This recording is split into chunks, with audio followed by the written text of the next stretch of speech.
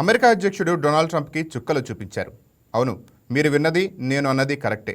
టారిఫ్లతో ప్రపంచ దేశాలకు చుక్కలు చూపిస్తున్న ప్రపంచ పెద్దనకు స్వయంగా అమెరికన్లే నువ్వు నీ విధానాలు ఇక చాలు కట్టిపెట్టు అంటూ రోడ్లపైకి వచ్చి నిరసనలతో హోరెత్తించారు.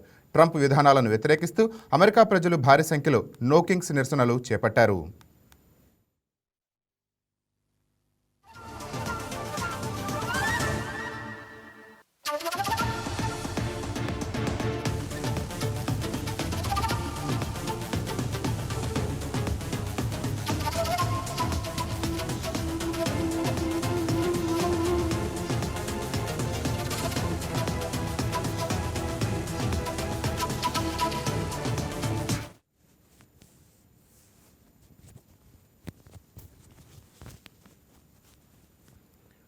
అమెరికా అధ్యక్షుడు డొనాల్డ్ ట్రంప్ విధానాలకు ఇరాన్తో యుద్ధానికి వ్యతిరేకంగా శనివారం అమెరికా, ఐరోపా వ్యాప్తంగా భారీ నిరసనలు వెల్లువెత్తాయి.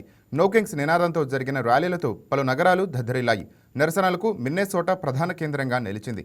సెయింట్ పాల్లోని మిన్నెసోటా క్యాపిటల్ లాన్ వద్ద వేలాది మంది ప్రజలు గుమికూడి తమ నిరసనను శాంతియుతంగా తెలియజేశారు. కొందరు ఆందోళనకారులు అమెరికా జెండాలను తలకిందులుగా పట్టుకొని దేశంలో నెలకొన్న సంక్షోభాన్ని సూచించారు.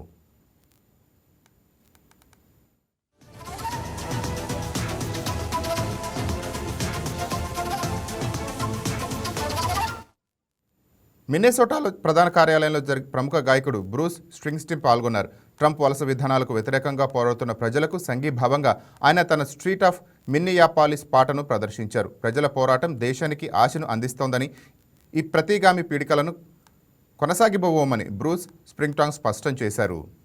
దేశంలో 50 రాష్ట్రాల్లో 3,000కు పైగా కార్యక్రమాలు జరగగా సుమారు 90 లక్షల మంది పాల్గొన్నారు. న్యూయార్క్ వంటి డెమోక్రటిక్ నగరాల నుంచి ట్రంప్కు అధిక మద్దతు ఉన్న ఇడాహోలోని చిన్న పట్టణాల వరకు ఈ ర్యాలీలు జరగటం విశేషం. వాషింగ్టన్లో వందలాది మంది లింకన్ మెమోరియల్ నుంచి నేషనల్ మాల్ వరకు కవాతు నిర్వహించారు.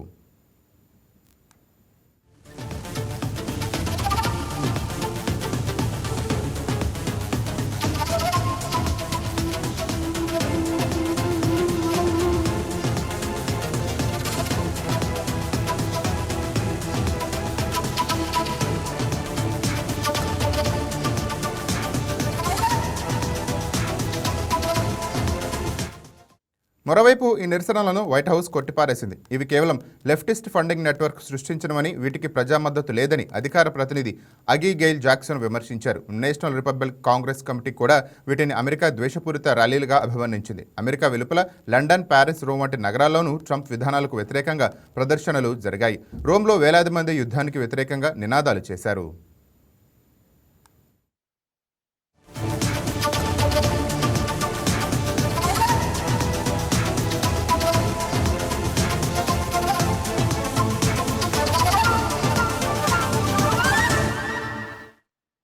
ట్రంప్కు వ్యతిరేకంగా గత ఏడాదిలోనూ అమెరికా ప్రజలు నిరసనలు తెలియజేశారు. డొనాల్డ్ ట్రంప్ కఠిన విధానాలకు వ్యతిరేకంగా New York, Washington DC, Chicago, Los Angeles సహా మొత్తం 50 నగరాల్లో భారీ నిరసనలు జరిగాయి.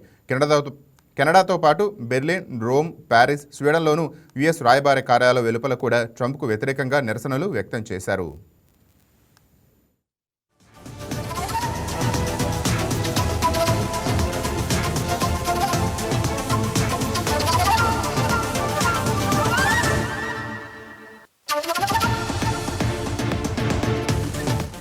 ఇజ్రాయెల్తో కలిసి ఇరాన్పై అమెరికా యుద్ధంతో పాటు అధికారం చేపట్టిన నుంచి ట్రంప్ వలసల నియంత్రణ చర్యలు, విశ్వవిద్యాలయాలకు నిధులు తగ్గించడం, అనేక రాష్ట్రాల్లో నేషనల్ గార్డ్ దళాలు మోహరించడం, ప్రపంచ దేశాలపై ఇష్టారీస్తున్న టారిఫ్లు విధించడం వంటి అనేక వివాదాస్పద నిర్ణయాలు తీసుకున్నారు. మొత్తంగా ట్రంప్ రాచరిక పాలన సాగిస్తున్నారంటూ అమెరికన్ ప్రజలు కన్నెర చేయటం ఇది 4వసారి. మరి ట్రంప్ ఇప్పటికైనా తగ్గుతాడా, లేక నేనింతే అంటూ అదే తెంపరితనంతో ఉంటాడా?